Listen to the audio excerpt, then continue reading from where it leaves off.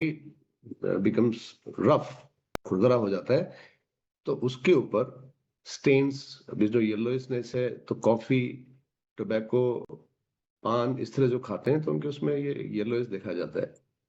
अगर ये येलोइश हो रहा है, इसका मतलब फिर अगेन दांत का सरफेस जो है वो रफ हो गया है। और जितने भी हम टूथपेस्ट ज्यादातर यूज करते हैं उसमें वो भी जेंटली उसको उसको सरफेस को रफ करता है। मैं रिपीट कर रहा हूं, ज्यादातर जो टूथपेस्ट हैं जब आप वो क्लीनिंग तो कर देता है, बट उसकी सरफेस को भी वो स्क्रैच करता है। तो ये भी एक रीजन है फेल होने का। इसके अलावा जो दांतों में ठंडा गरम लगना, तो बेसिकली जब होता है ये, जब आपकी जो इनेमल है, इनेमल कनेक्ट हो जाती है डेंटिन ट्यूब और फाइनली पल्प से। यहाँ पे दिखा है ये गड्ढा सा हो गया एक। अब ये गड्ढा होने से का मतलब है कि ये जो पल्प है, जहाँ पे जो नर्व है या ब्लड वेसल्स हैं, ये डायरेक्टली एक्सपोज हो जाते हैं। जो भी आप खाना खाते हो तो बहुत तीखा पेन होता है या बहुत ठंडा लगेगा, वो ऐसा करके होता है, तो इसको बोलते हैं हाइपर सेंसिटिविटी। तो इसका भी कारण क्या है, वो जो बैक्टीरिया है उसका इम्बैलेंस।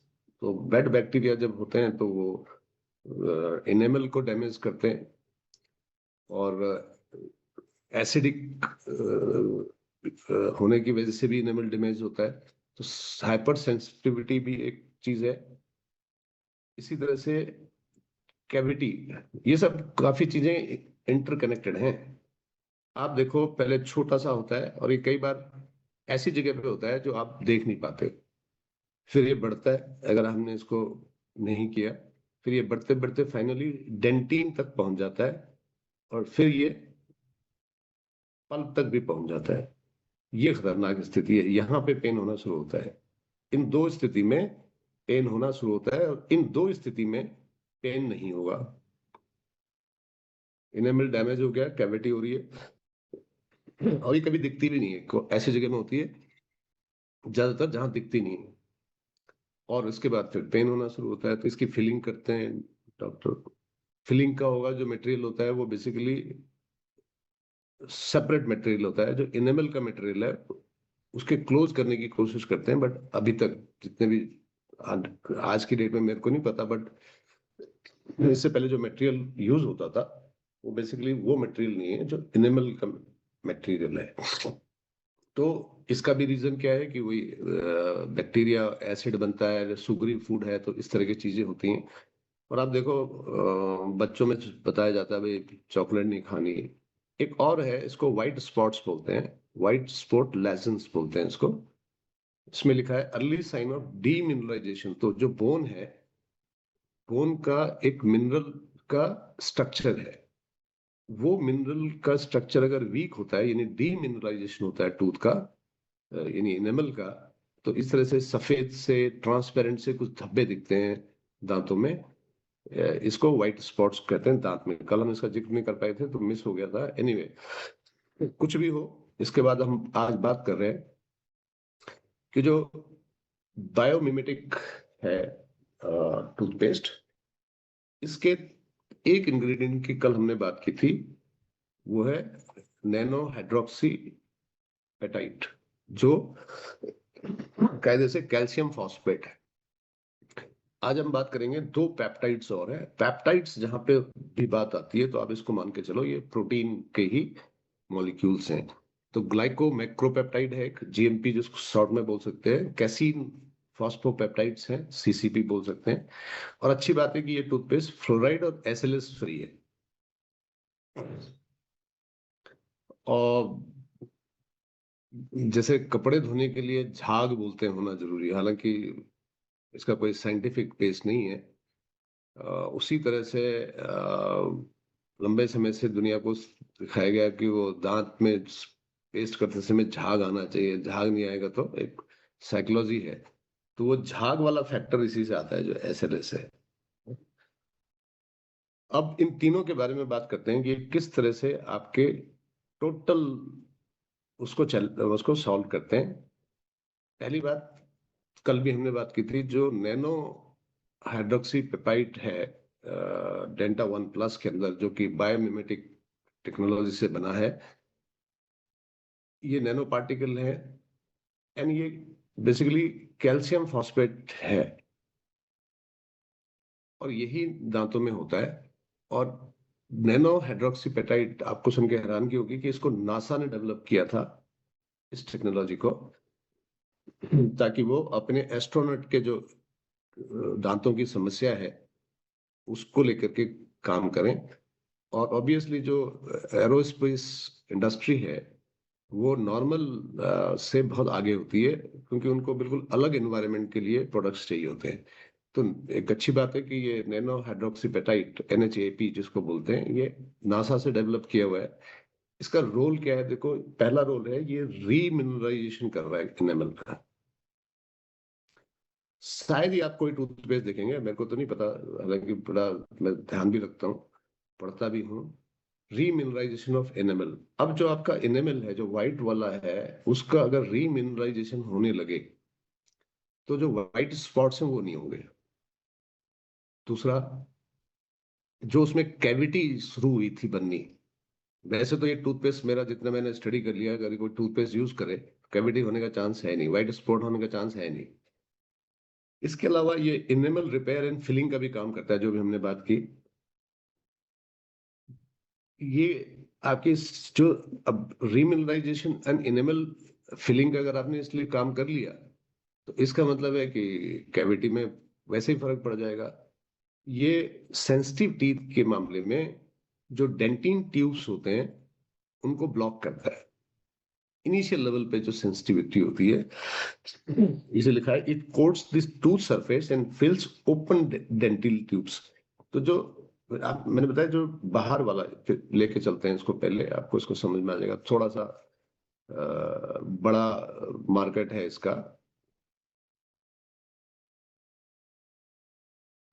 ये हमने बात की थी। ये जो पीला, आपको अजय जी दिख रहा है साहब? अजय पांडे जी? जी सर पांडे दिख जी, रहा है, दिख रहा है, दिख रहा है। इतना देर से क्यों बोलते हैं? सर, अब नेटवर्क जो था।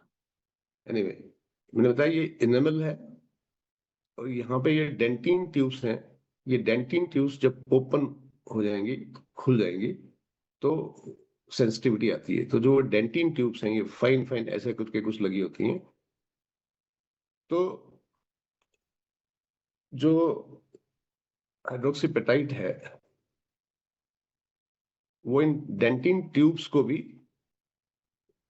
मैनेज करता है, जिसकी वजह से सेंसिटिविटी नहीं होगी। जो भी चीज हम बात कर रहे हैं वो बेस्ड ऑन साइंस बात करते हैं। It coats the tooth surface and fills open dentinal tubes which provides a rapid effective solution for dentine hypersensitivity. इसके अलावा एंटी माइक्रोबियल प्रॉपर्टी भी है। has a strong ability to bind bacteria and dental plaque, allowing them to be brushed away more easily and potentially reducing plaque buildup. एक और चीज है protecting coating.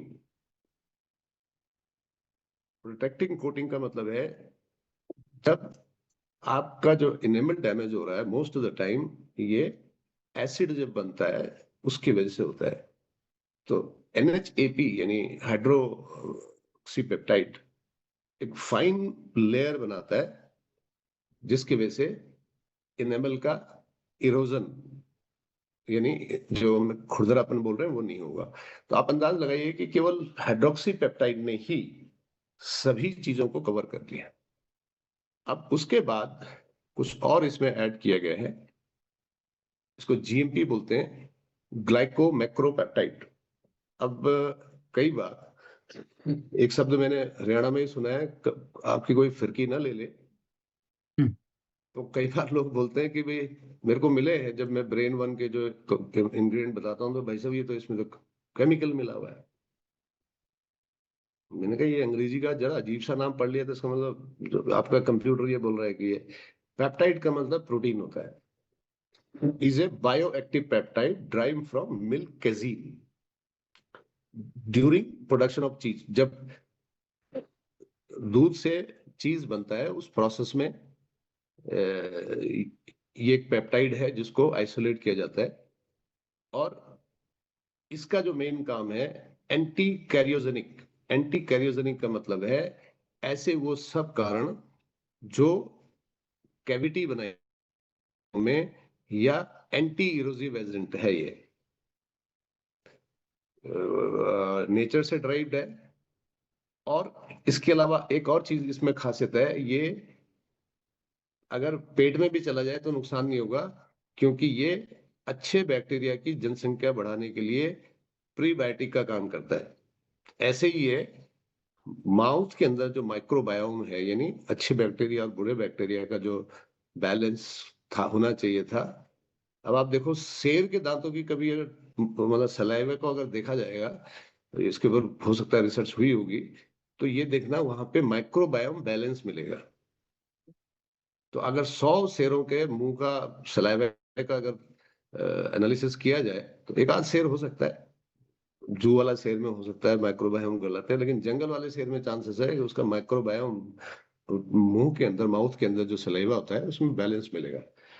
But यही इंसान में अगर चेक किया जाए तो शायद 100 में एक आधी होगा जिसका बैलेंस होगा। तो माइक्रोबायोम डिस्टर्ब है, ये उसको बनाने में मदद करता है। अब एक और चीज है कि जैसे मैं कल बताया था कि ये जो बैक्टीरिया है, एक नाम बताया स्ट्रेप्टोकोकस, तो इसके भी कई वेरिएंट्स हैं।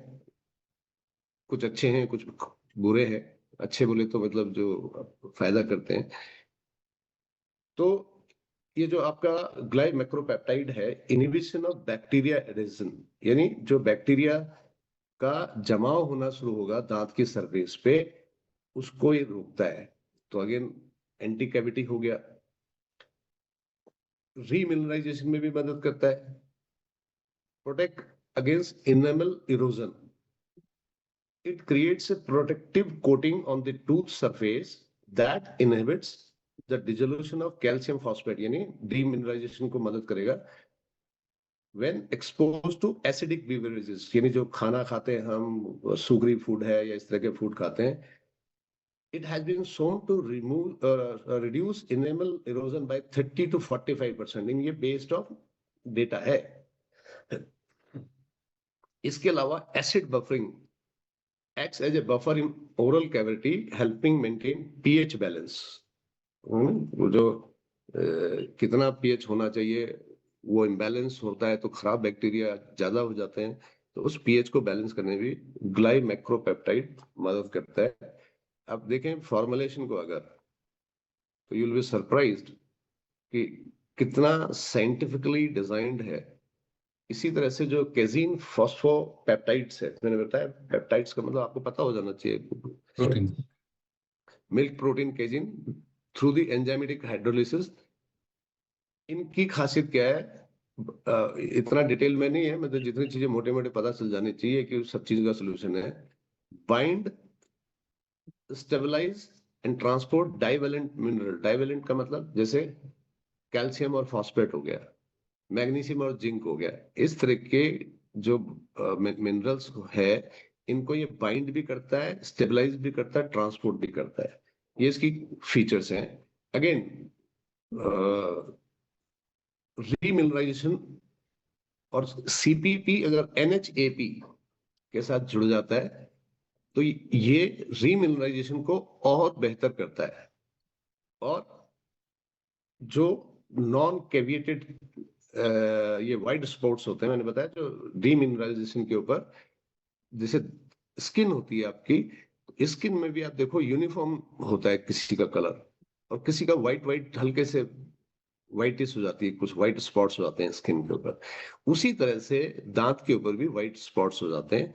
ये डीमिनरलाइजेशन का वजह से होता है उस पर्टिकुलर एरिया में। और सीएनपी, सीपीपी और एनएचसीपी मतलब जो नैनो हाइड्रोक्सी पेप्टाइड पेटाइट और सीपीपी कैसीन फॉस्फोपेप्टाइड्स, ये दोनों मिलकर के व्हाइट स्पॉट। तो आप देखोगे अगर आपको लगा कि किसी का व्हाइट स्पॉट, तो आप उसको आराम से बता सकते हो वैसे ठीक हो जाएगा। डीमिनरलाइजेशन इनहिबिशन, इसको देखिएगा मतलब कितना आखिर में इसको ओवरव्यू को एक्सप्लेन करेंगे। It creates stable super saturated layer of minerals on the tooth surface which acts buffer against acid produced by bacteria in plaque or from acidic food. Reduces the loss. ये सलीवा pH भी कर रहा है, non invasive. तो end of the day जो हमने अभी तक समझ में आया कि ये जो चाहे इसमें NHAP है मिला हुआ, चाहे इसमें CPP है, चाहे इसमें GMP है ना, ये तो ऐसे ही याद रख लेना। चाहे ध्यान रखना, पैसे कमाने के लिए थोड़ा ज्ञान चाहिए होता है। यस। ठीक। तो मेरा मानना है कि कई साल लाखों रुपए खर्च करने के बाद जो डेंटिस्ट बनते हैं, हम्म। उससे बेटर अपॉर्चुनिटी है अगर थोड़ा बहुत ज्ञान ले लिया जाए। तो ये क्या काम कर रहा है, शरीर दांतों में दिक्कत क्या थी, आपका दांतों का सरफेस रफ होता है। ठीक। सरफेस रफ होने के मैंने कई कारण बताए। पहला कारण है आप जो ब्रशिंग करते हो उससे भी होता है, इसकी वजह से। और हमारा जो सुगरी फूड है और इम्बैलेंस जो है बैक्टीरिया का हमारे सलाइवा में, उसकी वजह से उस सरफेस पे एसिड अटैक बोल सकते हो, उस पे किस पे, जो एनिमल पे, और उससे गड्ढे हो सकते हैं। दांतों का डीमिनरलाइजेशन हो सकता है, यानी जो करीब ऑलमोस्ट 90% उसमें कैल्शियम फॉस्फेट होता है या और मिनरल्स होते हैं, उसकी कमी हो सकती है। अगर ऐसे कुछ कमी है तो calcium, magnesium, vitamin D, zinc जो हमारा है वो बहुत अच्छा प्रोडक्ट है। अब जब ये सब होता है, या आपका डेंटिन ट्यूबल्स जो है वो ओपन हो जाती हैं, तो सेंसिटिविटी होती है। तो इन सब को लेकर के जो प्रोडक्ट का फॉर्मुलेशन है, ये क्या काम कर रहा है, एक तो मिनरलाइजेशन कर रहा है दांतों का, दूसरा जो कैविटी है उसको फिल कर रहा है, तीसरा दांतों की सरफेस को ये स्मूथ कर रहा है विदाउट एब्रेसिव अप्रोच। एब्रेसिव का मतलब, जैसे कुछ टूथपेस्ट ऐसे भी हैं दुनिया के अंदर जो फाइन ग्राइंडिंग करते हैं दांतों की, और नॉर्मली जो आपको ज्यादातर टूथपेस्ट मिलते हैं वो हार्श ग्राइंडिंग करते हैं, तो जिससे एनामल डैमेज जल्दी होता है। तो ये एक ऐसी टेक्नोलॉजी है जो दांतों के सरफेस को सॉफ्ट रखती है विदाउट एनी ग्राइंडिंग, न माइल्ड न हार्श। तो जब सरफेस आपकी स्मूथ रहेगी तो बैक्टीरिया स्टिक नहीं करेगा, बैक्टीरिया स्टिक नहीं करेगा। इसके अलावा ये उसके दांतों के जो एसिडिक हो जा रहा है खाने की वजह से, उसको भी पीएच बैलेंस कर रही है। तो फिर एसिड से इरोजन नहीं होगा एनिमल का। डेंटिन ट्यूब्स को ये क्लोज कर रही है, तो सेंसिटिविटी नहीं होगी। मिनरलाइजेशन कर रही है तो व्हाइट स्पॉट्स नहीं होंगे। तो आई होप काफी चीजें हमने जितनी बातें आपसे डिस्कस की, और ये इसलिए था कि ये एक ऐसा प्रोडक्ट होने वाला है